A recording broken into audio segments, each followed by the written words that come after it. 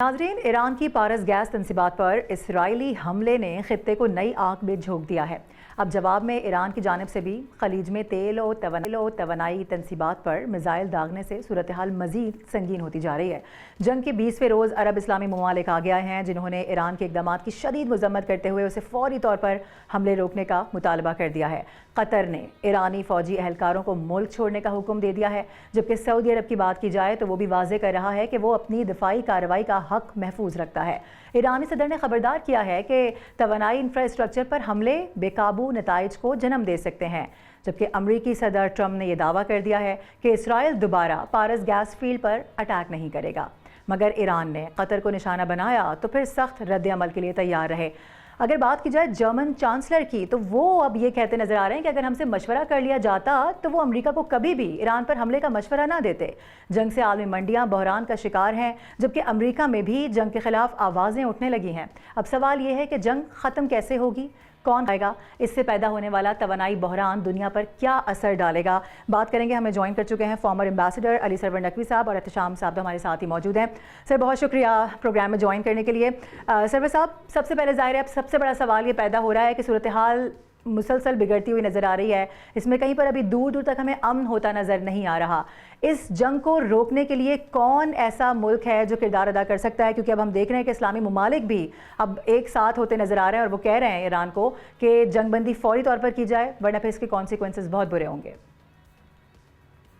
देखिए, मैं समझता हूँ, I don't know, I may be proved wrong, but मैं समझता ही हूँ कि जंग अगर रुकवानी है तो वो इजराइल रुकवाएगा, क्योंकि जंग कराई इजराइल ने और हमला पहला जो ईरान पे हुआ है वो इजराइल की तरफ से हुआ है।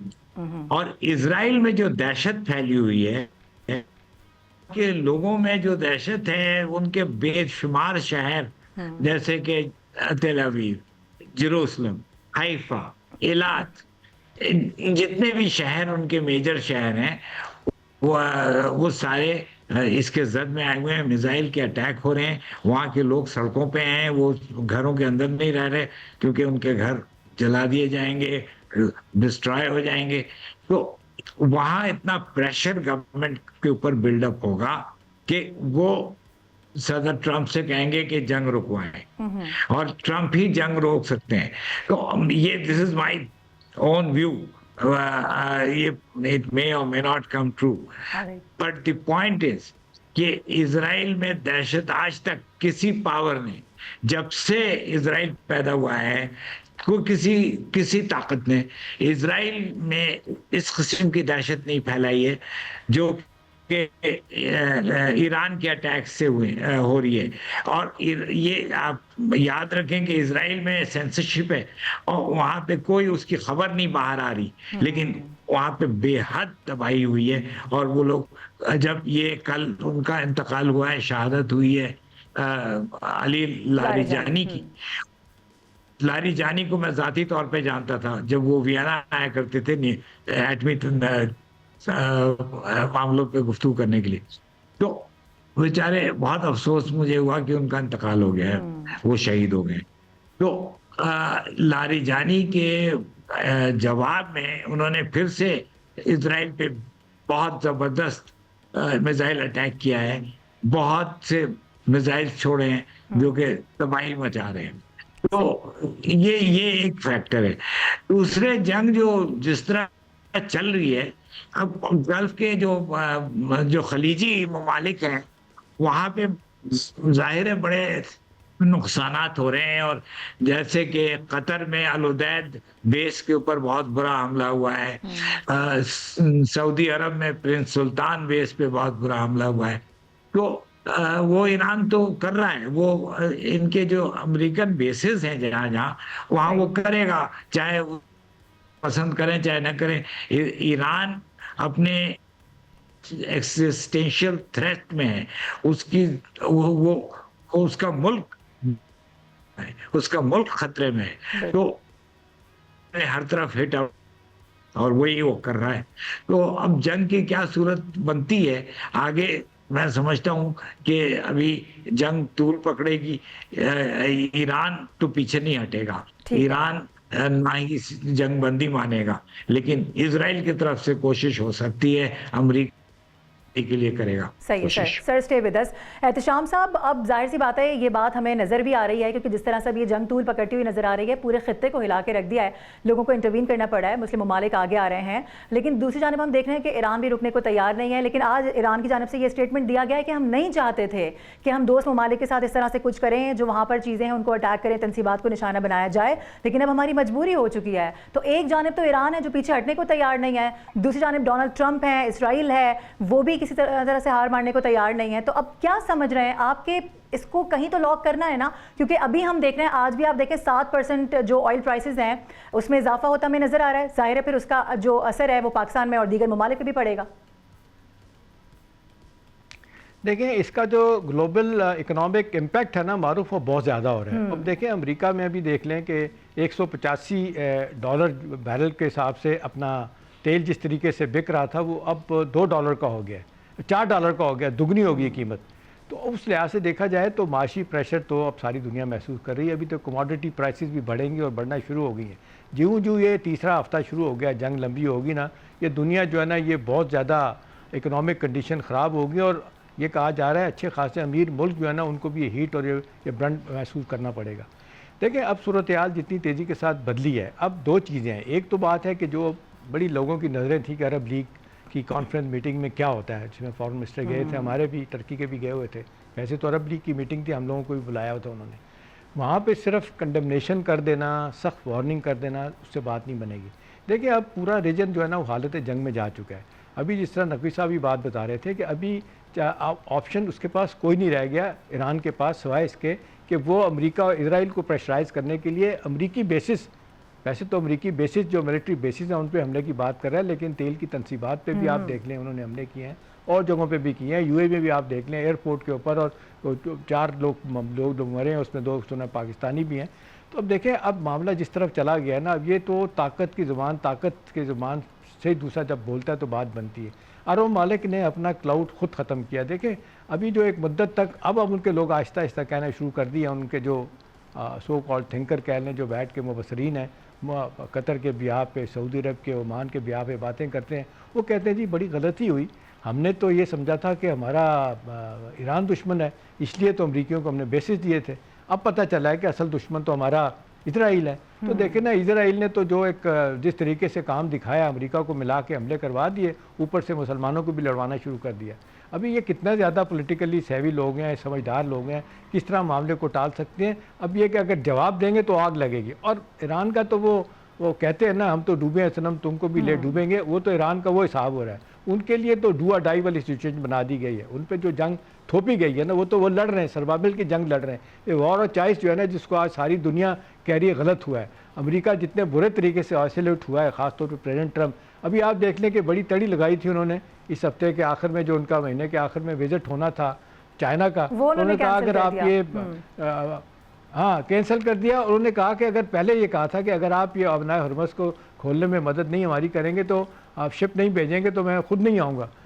चाइना ने लिफ्ट ही नहीं कराई। उसके बाद खुद ही सॉरी करके कि जी हालात ऐसे हो गए हैं कि जनाब मैं इसको वापस लेके आता हूँ, और ये है कि जी ये बातचीत बाद में होगी, और फिलहाल इस किस्से से हम निपट जाए। तो देखें, सूरत हाल बड़ी तेज़ी के साथ बिगड़ रही है। मेरे नहीं ख्याल इस वक्त इसको कोई ठीक कर सकता। हाँ, एक बड़ा सीरियस इशू पैदा हो गया है, और मेरा ख्याल है मैं नकवी साहब से पूछ लेता हूँ। नकवी साहब, ये जो अबनाए हुर्मुज़ के ऊपर अमेरिका ने 500 पाउंड वजनी, वो जो कहते हैं कि 500 पाउंड वजनी गाइडेड मिसाइल करीब लाके मारे, वो क्या मैसेज देना चाहते हैं कि खुल जाए? 5,000 पाउंड के। जी हाँ, तो आपको लगता है कि इससे कोई अमेरिका अपने अहदाफ हासिल कर सकेगा?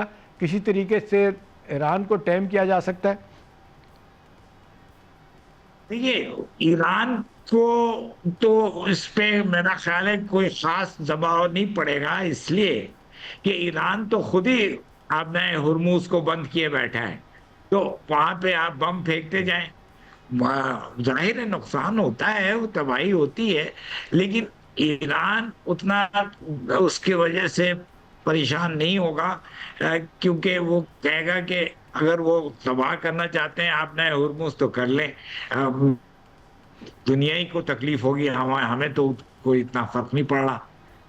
द पॉइंट इज कि ये ये जो फजूल की एक इन्होंने नई चीज शुरू की है कि 5,000 पाउंड का बम फेंक रहे हैं, तो समुद्र में गिरता जाएगा, जहाज जाएंगे नहीं, तो ये तो दुनिया ही को नुकसान होगा, अमेरिका को भी लॉन्ग टर्म में नुकसान होगा। एक चीज और बता दें नकवी साहब, ये ट्रम्प साहब के लिए अब ऑप्शन क्या रह गए हैं? इतनी ज़्यादा डिप्लोमेटिक आइसोलेशन में चले गए हैं कि आज उनका कोई इत्तेहादी साथ देने के लिए तैयार नहीं।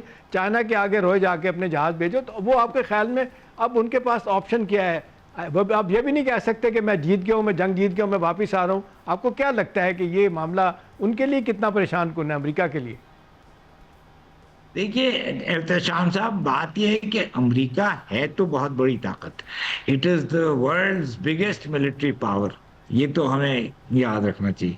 तो अमेरिका तो इसको चला सकता है काफी अरसे, गर्चे इंटरसेप्टर मिसाइल्स उनके खत्म हो रहे हैं गालिबन, और उसमें वक्त लगेगा उसको रिप्लेस करने में। लेकिन असल मसला जो है वो ईरान में तबाही, मुझे तो फिक्र हो रही है कि गर्चे डटा हुआ है, गर्चे वो हिम्मत पुरअज़्म है बहुत, लेकिन Iran will face A situation या उसके अमूमन लीडर्स मारे जा चुके हैं कि वो उसको उसको बड़ी मुश्किल आएगी।